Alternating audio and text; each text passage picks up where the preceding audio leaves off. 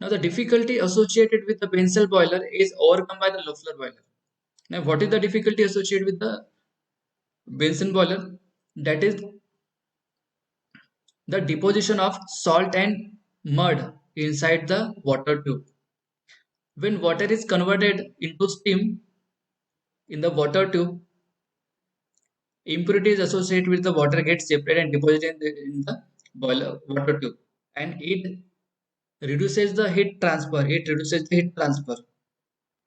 Okay, and this difficulty is overcome by the Loeffler boiler by preventing the formation of steam inside the tubes. By preventing the formation of steam inside the tube means most of the water is converted into steam outside the tube, and only steam is allowed to pass through the tubes. Only steam is allowed to pass through the steam means water is converting outside the tube. So impurities associated with water can be easily removed. Let's understand the construction part of Loeffler boiler. At the bottom of the Loeffler boiler, here you can see evaporating drum means water gets evaporated in the separate drum, which is called as a evaporator drum. Now here water is evaporated with the help of superheated steam, and that superheated steam is extracted from the superheater before entering the turbine. This is high pressure turbine, this is low pressure turbine. By mistakenly, it is a HP. It is a low pressure turbine.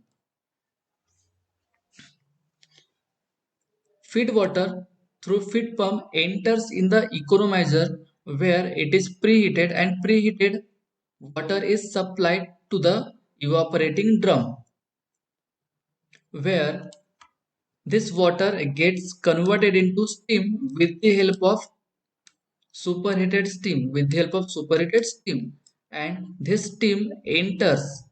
Now the amount of superheated steam supplied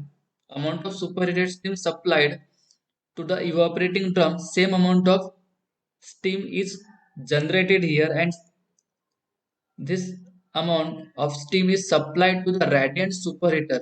So here you can see there is no evaporator. Means evaporation of the steam is taking place outside the tube.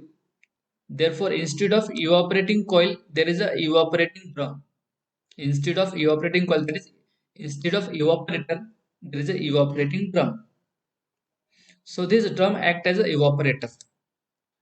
So only steam enters in the radiant superheater first, and then from radiant superheater it goes to the convective superheater, and superheated steam is passed through the HP turbine. But the 65% of superheated steam is extracted and supplied to the evaporating drum for the evaporation of water, and only 35% of steam is supplied to the turbine for power generation. Here you can see turbine is connected with the alternator which generates the alternate current, AC current.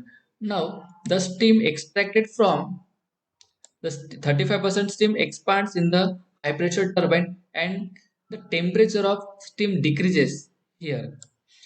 Now this low temperature steam is supplied to the reheater where this steam is reheated again, and reheated steam is supplied to the turbine again, which is a low pressure turbine.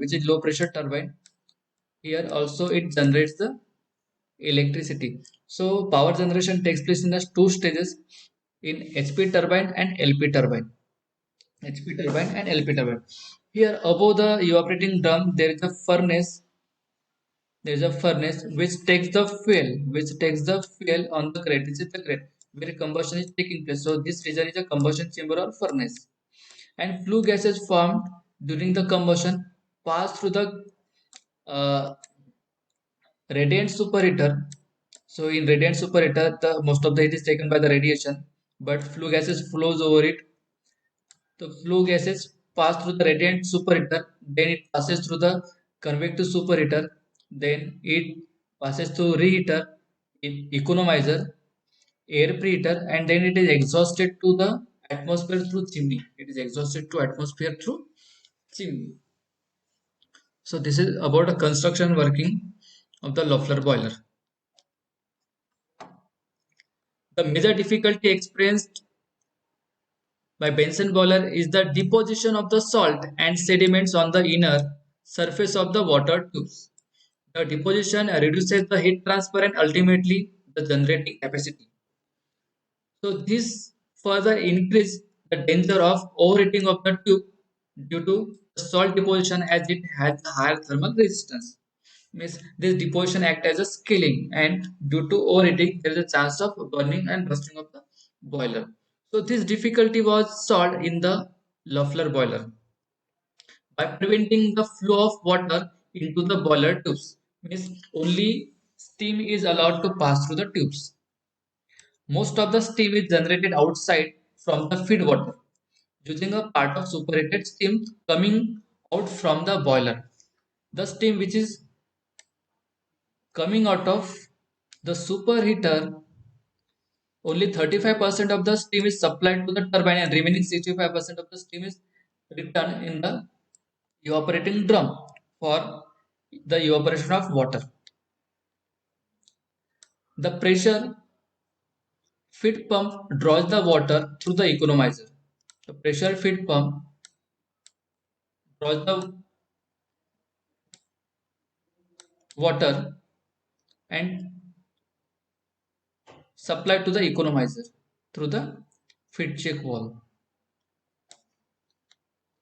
About 65% of the steam coming out of the superheater is passed through the evaporator drum. Here, about 65% of the superheated steam passed through the evaporating drum for the evaporation of water. The steam circulating pump draws the saturated steam from the evaporator drum and it passed through the radiant superheater and then convective superheater. Here, pump takes the steam generated in the evaporator drum and supplied to the radiant superheater. About 35% of steam coming out of from the superheater is supplied to the high pressure turbine. Only 35% of steam coming out of the superheater is supplied to the turbine, high pressure turbine for the power generation. The steam coming out of the high pressure turbine is passed to the reheater before supplying to low pressure turbine as shown in the figure. So only 35% of the steam is supplied to the high pressure turbine and the steam coming out of this high pressure turbine is supplied through the reheater, and from reheater this steam is again supplied to the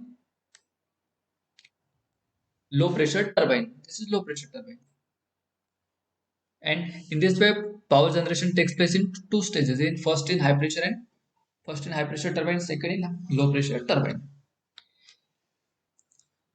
The amount of steam generated in the evaporator drum is equal to the steam trapped, that is 65% from the evaporator. Means whatever the amount of steam extracted here, the same amount of steam is generated in the evaporator drum.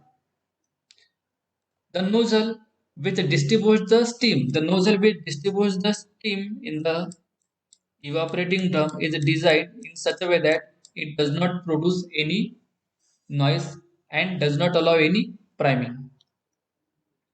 This boiler can carry higher salt concentration than any other type and is more compact than directly heated boiler having the natural circulation. These qualities fit it for the land and sea transport power generation. This quality fits it for stationary as well as for mobile boiler and power generation. Loeffler boiler with a generating capacity of 94.5 ton per hour and operating at 140 bar have already been commissioned and is in working condition.